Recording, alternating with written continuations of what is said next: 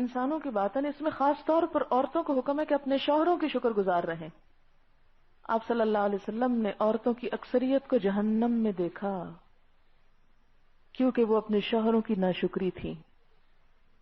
اب دیکھیں کہ شوہر بیوی کو پروٹیکشن دیتے ہیں، اس کی ساری ضروریات پوری کرتے ہیں، اور پھر اگر کوئی ایک ضرورت پوری نہ کر سکے یا کسی ایک پہلو میں کوئی کمزوری دکھائے تو وہ کہیں ہم نے تو کوئی سکھ ہی نہیں پایا یہاں آ کر۔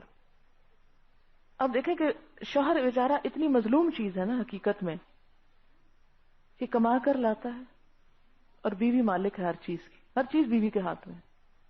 کبھی آپ دیکھیں کہ گھر میں جو ساز و سامان آپ نے رکھا ہوا ہے سب کس کی مرضی سے رکھا ہوا؟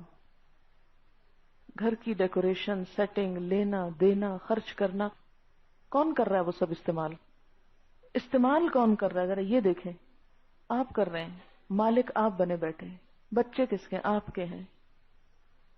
لیکن اس کے باوجود اکثریت عورتوں کی شوہر کی محنت، شوہر کی جو بھی تکلیف ہے اس کی کچھ قدردانی نہیں کریں گی۔ وہ سمجھیں کہ شوہر سارا دن باہر جو محنت کر کے آئے، شاید کھیل کود کے آ گیا، جو وہ تنخواہ لا کے آپ کو دے رہا ہے، یا جو چلے بعض اوقات وہ آپ کو نہیں دے رہا لیکن آپ پہ خرچ تو کر رہا ہے نا۔ جس گھر میں آپ رہتے ہیں اس کا کرایہ کون دیتا ہے؟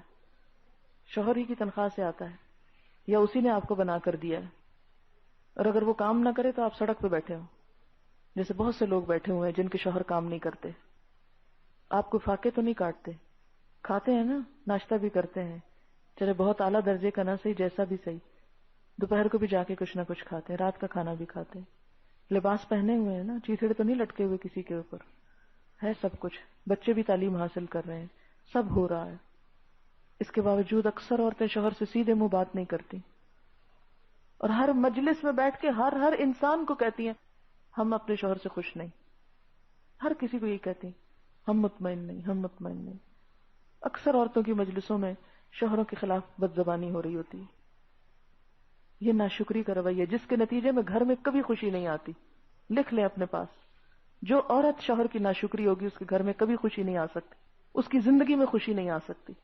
وہ شوہر کی خوبیوں کو تو دیکھے، وہ شوہر ہے، فرشتہ تو نہیں، اس میں ضرور کمی کوتاہی ہوگی۔ اس کو چھوڑ کے کہیں اور چلی جائے، وہاں بھی آپ کو فرشتہ نہیں نظر آئے گا، وہ بھی انسان ہوگا، کیونکہ دنیا میں انسانوں کا گزارا انسانوں ہی کے ساتھ ہے۔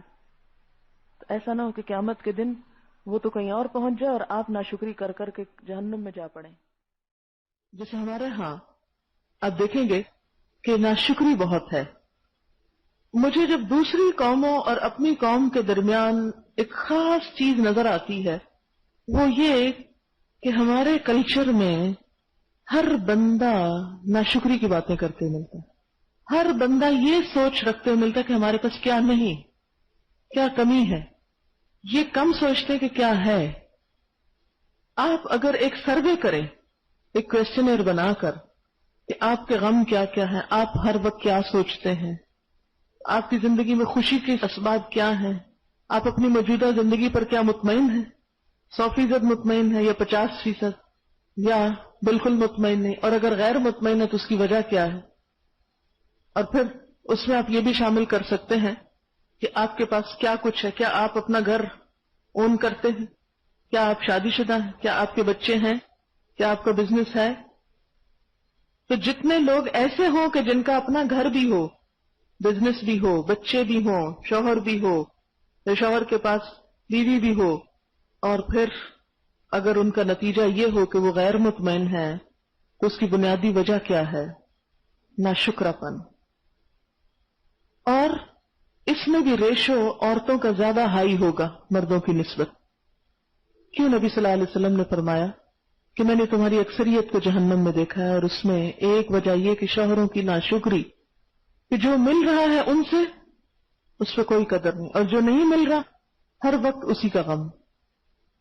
جیسے آپ نے فرمایا کہ بن بیاہی بیٹھی ہوئی تھی، پھر اللہ نے اس کو شوہر دیا، رزق دیا، بال بچے دیے، اور پھر اگر ایک بات نہیں پوری ہوتی کہتی ہے کہ مجھے تو کچھ بھی نہیں ملا۔ میں نے اکثر یہ دیکھا ہے کہ لڑکیاں خوشی خوشی شادی کرتی ہیں، شوق سے انتظار میں ہوتی کب رشتہ آئے، پریشانی لاحق رہتی ہے، ہر وقت غم لاحق ہے، شادی نہیں ہو رہی، سب کام پینڈنگ ہے کہ شادی ہوگی تو کام شروع کریں. چلے ہو گئی کسی طرح. چند دن تو زیوروں کی نمائش اور کپڑوں کی نمائش اور کھانے پینے میں گزرے. اب آئیں ذمہ داریاں زندگی کی. اب شوہر بھی برا ہو گیا، گھر بھی اچھا نہیں، سسرال بھی اچھا نہیں، سب برے ہو گئے.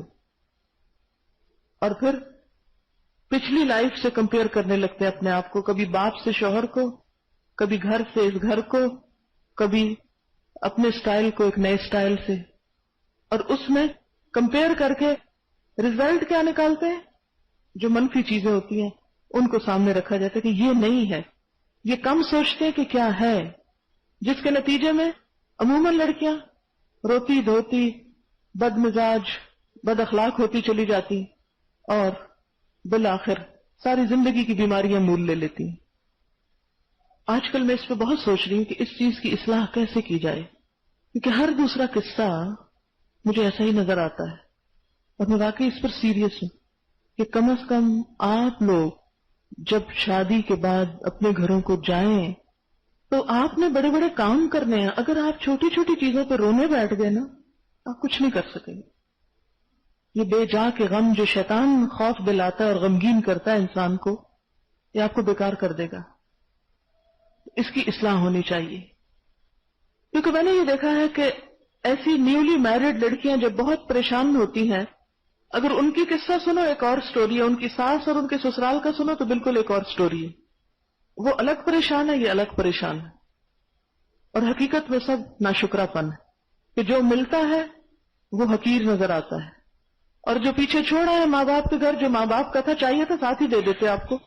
اگر آپ اسی میں خوش ہیں تو ساتھ آنا چاہیے تھا آپ کے. پھر وہ تو بہت سے والدین اس کمی کو پورا کرنے کے لیے جہیز نام کی چیز دیتے ہیں، لیکن وہ پورا لائف سٹائل کیسے دے سکتے ہیں؟